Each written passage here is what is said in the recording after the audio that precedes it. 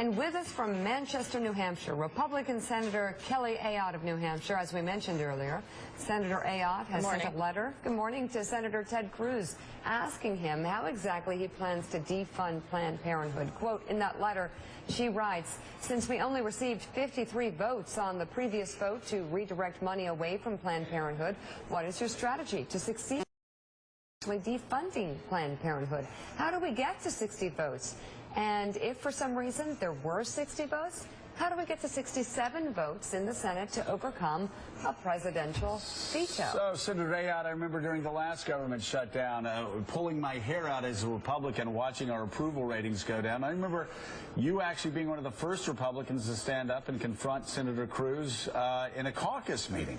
Are we going to get to that point again, or do you think we may be able to avoid losing 10, 20 percentage points on the GOP's approval rating? Well, Joe, I hope we can avoid it, and that's why I'm asking the question now. I think we've seen this movie before. We know how it ends. It doesn't end well. And in fact, what it does, it ends up costing us more money, disrupting people's lives with no result. So that's why I asked the question. I didn't get an answer last time in 2013, so I'm asking it again. What's the strategy for success here?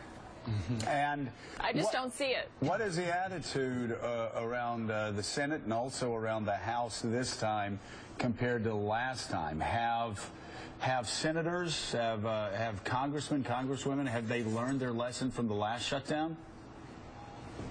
Well, I actually think in the Senate there is a lot of discussion about how the last shutdown did not achieve a result. And if you think about it, also just disrupted people's lives.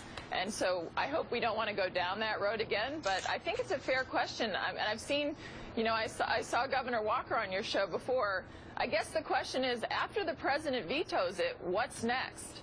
It seems to me that we have to be in a position, and if you're running for president, what's your strategy for success here? Because shutting down the government is not good for the country, especially if you're not going to achieve a result. Right. So, Senator, to your point, I mean, your question, your letter raises really good questions.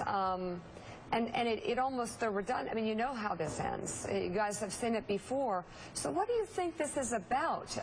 If it's going to end the way it's going to end, and we've already seen that, is this about Ted Cruz? What is it about? You know, Mika, I think actually I'm just tired of the political games on both sides of the aisle. I want to focus on solving problems. So what this seems to be about is that obviously people pushing a position but with no strategy for success. And it seems to me as a leader that we have a duty to the American people, not shut the government down. How are you going to achieve a result? What's your plan for the country that is actually achievable? How are you going to bring people together to get things done for the country? That's what I want to focus on. That's why I'm asking this question. Maybe I'm missing something here on the votes, but we had a vote. We got 53 votes to redirect the money. There aren't 60 votes, much less 67 to override a presidential veto. Good morning, Senator. It's Jeremy Peters. I've heard a lot of Republicans say that they don't feel like they paid all that much of a political price during the last government shutdown because, you know, fast forward a year and you picked up seats in both houses of Congress, you took control of the Senate. What do you say to those Republicans who feel that way, who think that there will be little price to pay if the government does shut down this time? Well, I think we should look at what happened. First of all, as Joe mentioned, certainly in terms of the numbers, our numbers went down. But that said, we didn't achieve a result.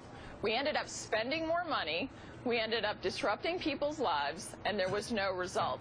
And I think people want us to focus on actual results. So when people say, oh, last time nothing happened, that suddenly we won these gains in 2014, I don't think the gains we won in 2014 had anything to do with that. I think it had to do with frustration about President Obama. So unsuccessful rollout of the health care law that people were able to run on, and wanting to make sure that there was a voice on, you know, that really brought common sense in terms of some of the policies from the administration that were hurting our ability to grow the economy. Yeah, and you know, on top of that, Senator, you'll also remember right after the government shutdown ended, that woke up a lot of contributors in the contributor class who said, okay, enough of this, and the chamber and other people got involved first in Alabama 1. where you actually had a conservative beat a Tea Party member. And it's one of the reasons why the Tea Party had such a terrible time in primaries throughout all of 2014, and Main Street Republicans won. And that's why the Republican Party did so well in 2014. So the Tea Party ended up just hurting the Tea Party. Hey, Kelly, it was great seeing you this past weekend. You've got a lot of supporters up there. Very exciting. We appreciate you being with us. Take care. Thanks, Joe. It's great to see you, too.